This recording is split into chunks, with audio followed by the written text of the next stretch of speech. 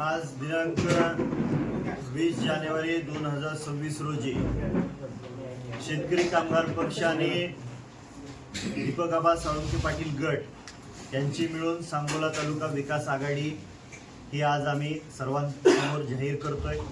येणाऱ्या या निवडणुकीला पंचायत समिती आणि जिल्हा परिषद निवडणुकीसाठी आम्ही एकत्रित राहून निवडणूक लढवण्याचा निर्णय घेतलेला आहे। परंपरेने दीपक आबांनी स्वर्गीय आबासाहेबांसोबत 25-30 वर्ष मागच्या काळामध्ये काम केलेलं आहे। पूर्वापारपासून ही नैसर्गिक आघाडी आमच्या सर्व शेतकरी कामगार पक्षाच्या सर्व कार्यकर्त्यांना विचारून आणि सन्माननीय दीपक आबांच्या बाजूने त्यांनी कार्यकर्त्यांना विश्वासात घेऊन हा आघाडीचा निर्णय घेतलेला आहे। भविष्य काळात सुद्धा हीच परंपरागत पूर्ववत चालू असणारी आघाडी भविष्य काळात सुद्धा अशीच चालू राहील हे आपल्या माध्यमांच्या समोर आम्ही दोघंही जाहीर करतो। शेतकरी कामगार पक्ष 7 जिल्हा परिषद गटापैकी 4 जिल्हा परिषद गट लढवे। सन्माननीय दीपक आबांचा गट हा 3 जिल्हा परिषद गट लढवतील।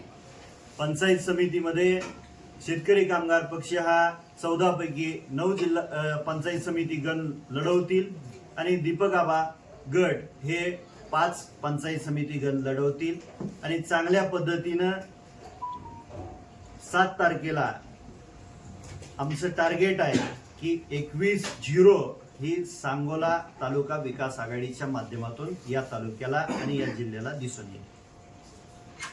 आघाडीला नाव वगैरे काय राहणार किंवा कसं राहणार एकत्रितपणे म्हणजे कसं? आघाडीचं नाव आहे सांगोला तालुका विकास आघाडी, ही रजिस्टर केलेली आघाडी आहे। नगर परिषदेत सर जसं चिन्हांचं जे अडचण होती याच्यात ती खबरदारी आहे का आपली? ज्यावेळेस अधिकृत नोंदणीकृत एक आघाडी असते त्यावेळेस त्या आघाडीला प्रायोरिटी दिली जाते आणि त्या पद्धतीनं चिन्ह हे सर्वांना एक मिळतं। विजन काय विजन परत मग प्रश्न उत्तर घेऊया युतीच्या संदर्भात आत्ता ज्याप्रमाणे माननीय आमदार बाबासाहेब देशमुखांनी सांगितल्याप्रमाणे भविष्य काळातील सांगोला तालुक्याच्या सर्वांगीण विकासासाठी आम्ही दोघांनी मिळून येणाऱ्या जिल्हा परिषद आणि पंचायत समितीच्या निवडणुकीच्या निमित्तानं सर्व कार्यकर्त्यांना विश्वासात घेऊन या निवडणुकीमध्ये ही आघाडी आम्ही या ठिकाणी करायचं ठरवलं आणि या आघाडीचा उद्देशच असा आहे की सांगोला तालुक्यातल्या सर्वसामान्य गोरगरीब दीनदलित उपेक्षित वंचित वर्गाचा विकास भविष्यकाळात जिल्हा परिषद आणि पंचायत समितीच्या माध्यमातून आपल्याला कसा करता येईल हा हेतू डोळ्यापुढे ठेवून आम्ही ही आघाडी केलेली आहे। आघाडीची आकडेवारी आत्ताच माननीय आमदार साहेबांनी आपल्यासमोर सांगितलेली आहे आणि भविष्य काळामध्ये दोन्ही कार्यकर्ते एकोप्याने या निवडणुकीला सामोरे जाऊन अतिशय नम्रतापूर्वक मतदाराच्या सन्मानानं आम्ही लोकांच्या समोर जाऊ आणि आम्ही या निवडणुकीमध्ये यश निश्चितप्रमाणे मिळवू। युतीच्या संदर्भात आबा खरं बघितलं तर बरेच दिवसाला खलबत सुरू होती आणि आज अखेर उद्या शेवटची तारीख आहे की अर्ज भरण्याची, तर कार्यकर्त्यांची तयारी ती कशा पद्धती झाली किंवा काय नियोजन झाले त्या संदर्भात?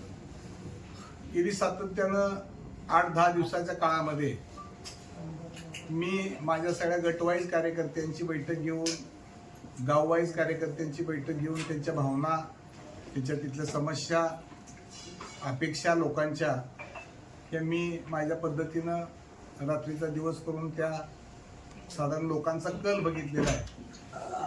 आमदारांनी पण गेल्या 7-8 दिवसामध्ये प्रत्येक गाववाईज गणवाईज गटवाईज बैठकी घेतलेल्या आहेत आणि त्यांच्याही कार्यकर्त्यांच्या भावना त्यांनी ऐकून घेतलेल्या आहेत आणि आम्ही दोघांनी आज दुपारी या सगळ्या गोष्टीचा सारासार विचार करून 7 पैकी 3 जिल्हा परिषद हे माझ्या नाव सांगतील का कुठले गट कुठले पंचायत? जवळा जिल्हा परिषद गण, कडलास जिल्हा परिषद गण आणि चोपडी जिल्हा परिषद गण तुमच्याकडे हे दीपक आबा साळुंखे पाटील गटाकडे राहतील। महूद, एकतपूर, चोपडी आणि कोळा हे गण मान्य आमदार साहेबांच्याकडे राहतील। 5 जिल्हा परिषद 5 पंचायत समिती गण माझ्याकडे आणि 9 त्यांच्याकडे।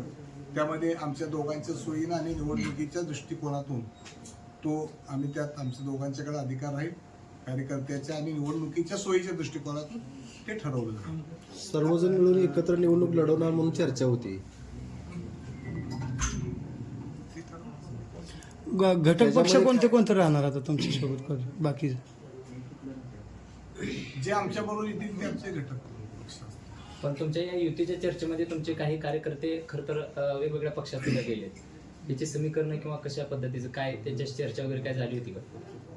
तर असं काय आमच्या पक्षात तर कोणाच्या पक्षात ह्या क्षणापर्यंत कोणी प्रवेश केलेला नाही, म्हणजे माझ्याकडेही, आणि शेतकरी कामगार पक्षातले कुणी प्रवेश केलेला आहे असं काही दिसत नाही. कारण शेतकरी कामगार पक्षाचे बघितलं तर रात्री गिरडी गटामध्ये बरेच कार्यकर्त्यांनी संताप त्या ठिकाणी व्यक्त केलं होतं. आमदार साहेब, शेतकरी कामगार पक्षाचे 2 गट गिरडी गावात आहेत आणि बऱ्याचशा गावामध्ये 2 गट असतात.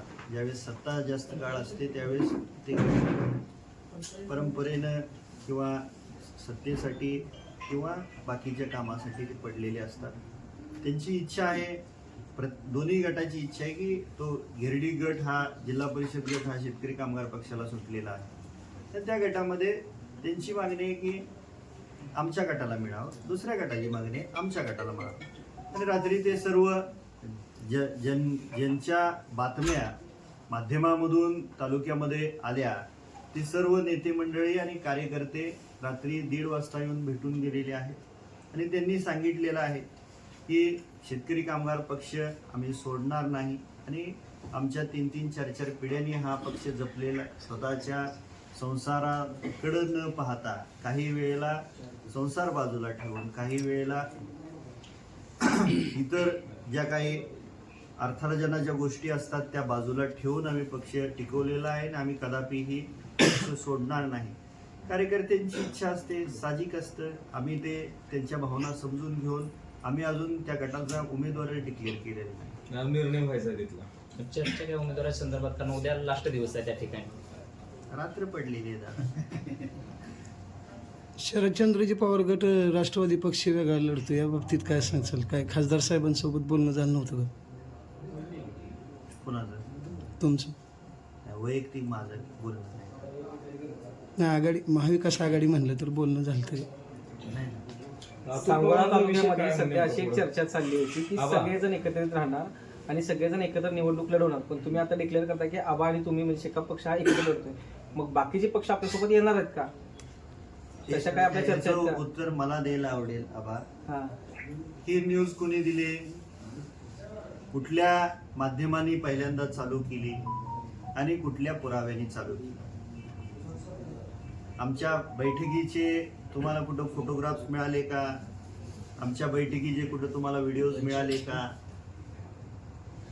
आमची तयारी ही कायमपासून आम्ही परंपरेने ज्यांच्यासोबत आहोत त्यांच्यासोबत जाऊन ही कार्यकर्त्यांची इच्छा होती आणि त्या पद्धतीने आम्ही पुढं पावलं टाकली.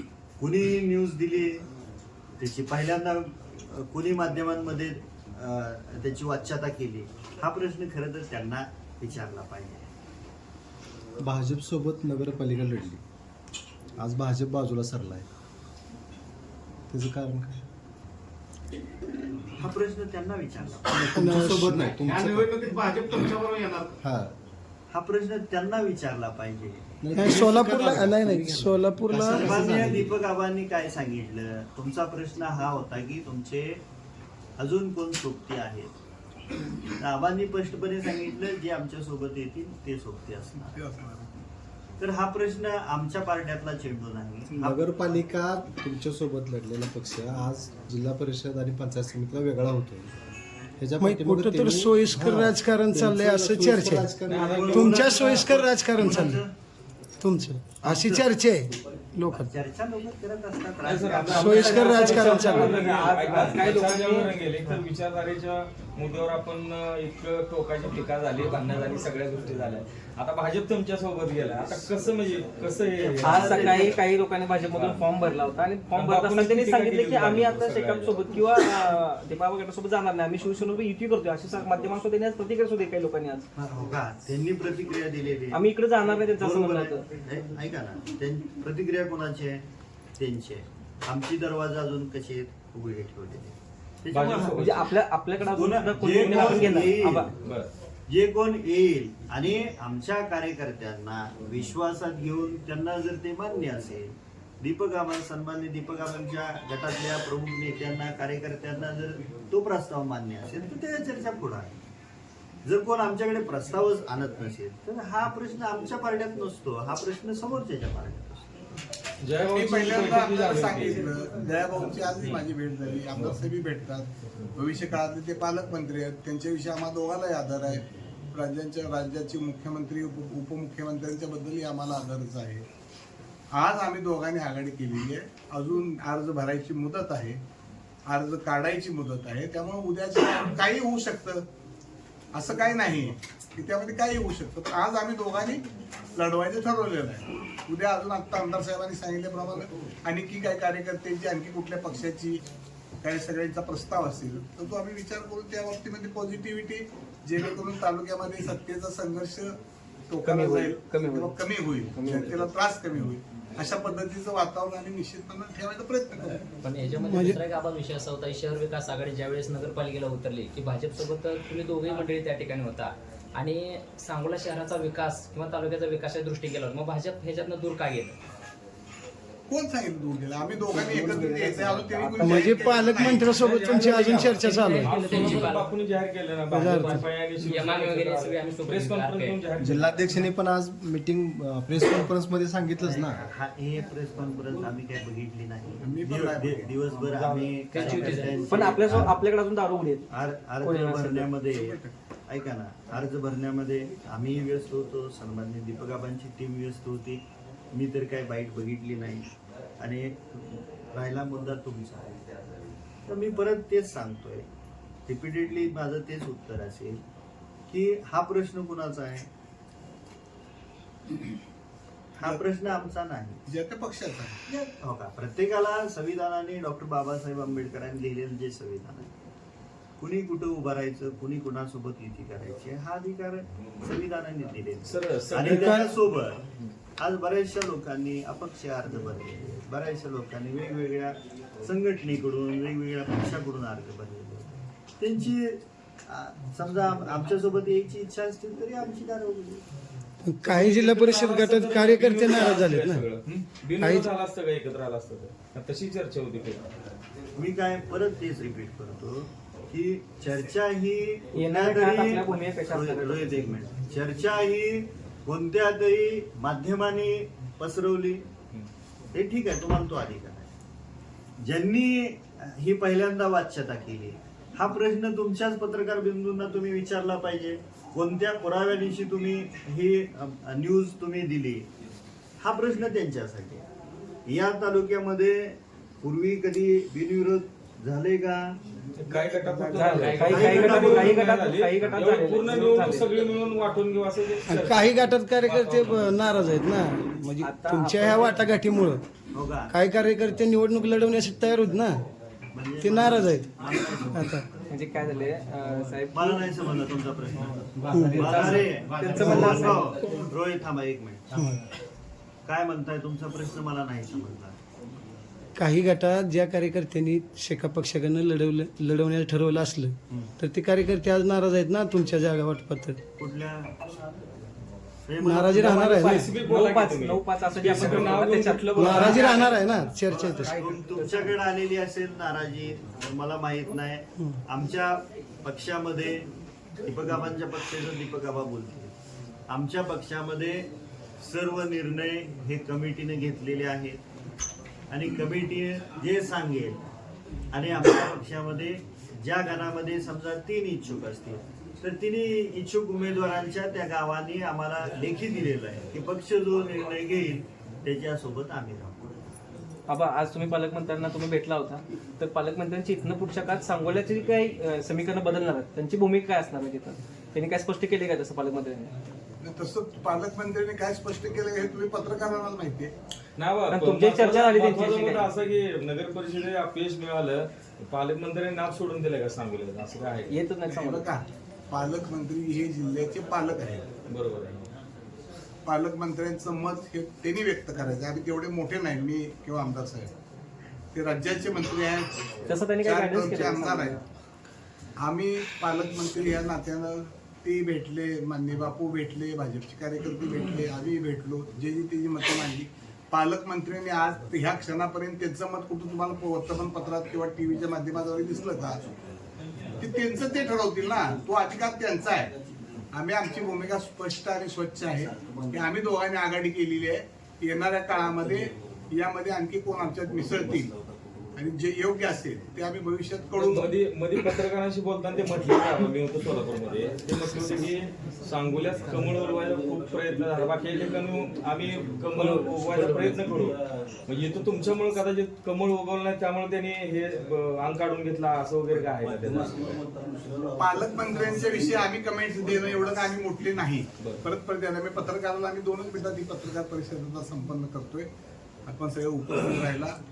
आज आम्ही माननीय आमदार साहेब, शेतकरी कामगार पक्षाचे नेते, मी दीपक आबा सावंत पाटील, माझ्या आघाडीचा प्रमुख, आमच्या दोघांची बऱ्यापैकी असलेले सगळे सहकार्य आहेत. तर गेली 8-10 दिवसाच्या काळामध्ये आम्ही सगळ्या कार्यकर्त्यांच्या बरोबर चर्चा करून त्या ठिकाणी जागा वाटून घेतल्या. लोकशाहीमध्ये आजपर्यंत कुणीही 100% कार्यकर्त्याचं समाधान करू शकत नाही. बरोबर. आणि एखादी आघाडी व्हायच्या अगोदरची इच्छुकांची संख्या आणि आघाडी झाल्यावरची इच्छुकांची संख्या यामध्ये मोठ्या प्रमाणावर तफावत असते. आमची सगळ्यांसाठी दारं खुली आहेत. अजून वेळ भरपूर आहे. तर येणाऱ्या विड्रॉल पर्यंत आणखी काही काय घडू शकतं. पण आम्ही दोघं एकत्रित आहोत. अजून कोणाची आमच्यावर चर्चा झाली, आमच्या कार्यकर्त्याला व्यवस्थित योग्य वाटलं तर ते होऊ शकतं. आपल्या सगळ्यांचा आभार. एक शेवटचा प्रश्न आहे का टेक्निकल विषय प्रशासनातला? आज आम्ही तहसील कार्यालयात होतो. खेड्यापाड्यातनं पंचायत समितीला जेडपीला अनेक इच्छुक आहेत, पक्षाचे असते अपक्ष असते. इतका गोंधळ चालला आहे तिथं अर्ज भरण्या संदर्भामध्ये. आता तुम्ही आकडेवारी जर बघितली आजपर्यंतची, मागच्या 3 दिवसापासून अर्ज भरायला सुरू आहे. आता उद्या जवळपास 1000 एक अर्ज भरले जातील. इतका गोंधळ, आणि मग त्यातनं ते बरोबर विड्रॉ होतील ज्याच्या अडचणी येतात ते. आणि याच्यावर कंट्रोल होणं गरजेचं. आम्ही स्वतः तिथं होतो, माझ्याकडे व्हिडिओ आज गोंधळ लोकशाही आहे. लोकशाहीमध्ये हा अधिकार आता आमदार साहेबांनी सांगितल्याप्रमाणे डॉक्टर बाबासाहेब आंबेडकरांनी लोकशाहीने घटनेनं अधिकार दिलेले.